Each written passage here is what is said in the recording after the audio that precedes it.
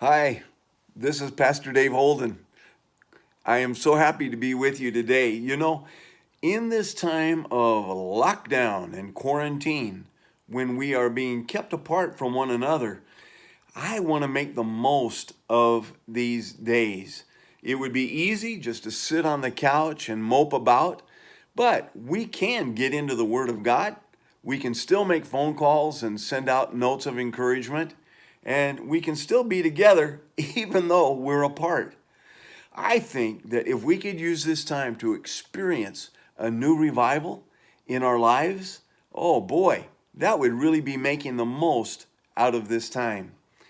There's 7 things I want to talk to you today very quickly. How to experience true revival.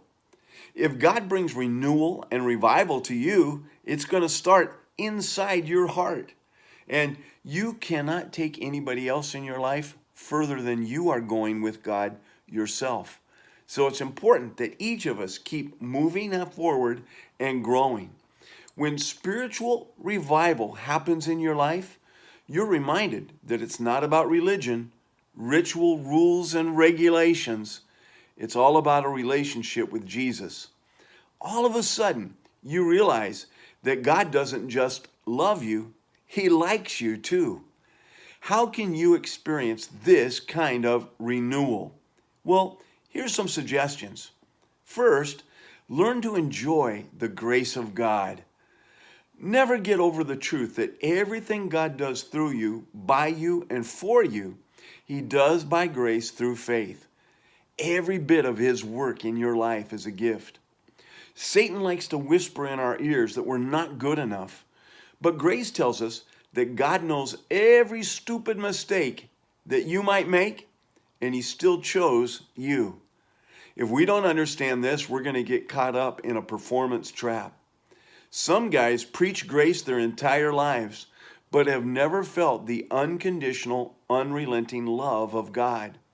When you experience this kind of love, it will change your life. Second thing, be authentic. Be real. You are not going to last in this lifetime if you go around pretending to be something or somebody that you are not. You need to be who God made you to be. If you try to live your life for the expectations and approval of others, you'll always be under stress. You'll fear being exposed. Paul writes in 2 Corinthians chapter 4, verse 2, "We have renounced secret and shameful ways. We do not use deception, nor do we distort the word of God. On the contrary, by setting forth the truth plainly, we commend ourselves to everyone's conscience in the sight of God." Paul had nothing to hide. He was completely transparent. If we want personal revival in our lives, we have to be transparent and honest with ourselves and with others.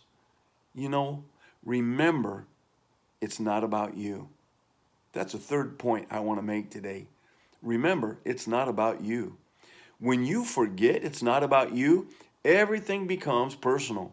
If you're in ministry for yourself or the approval of others, if you're trying to live somebody else's life, you're either going to get bitter or prideful, and you're not going to last. Paul is crystal clear about why he is serving the Lord.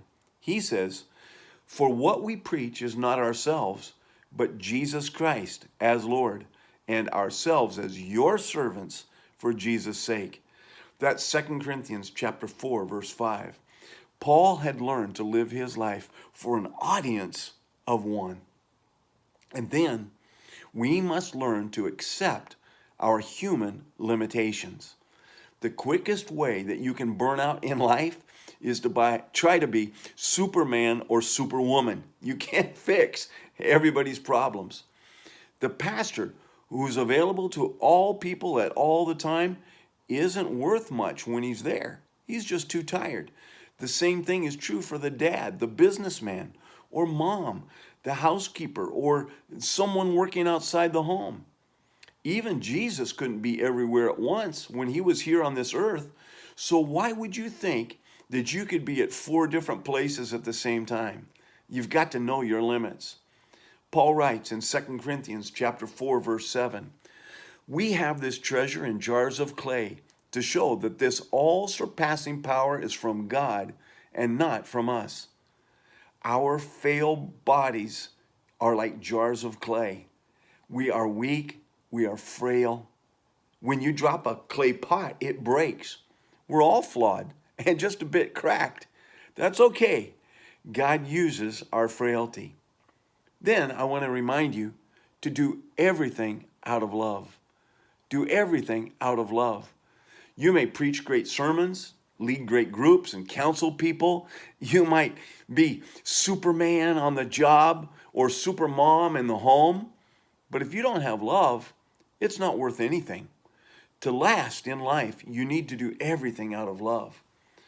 I've never been really impressed when pastors tell me, oh, I just love to preach. I love to get in front of people. I don't care about that. What I really want to know is, do you love the people that you're preaching to? Do you care about them? I've met a lot of people that they like crowds, but they hate people. They want an audience, but they're really quite cold when they get around people on a one-on-one basis. We need to learn to love and do everything out of love.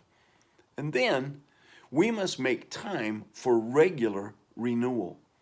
I once owned a car that lasted for 15, 17, 20 years. You know why?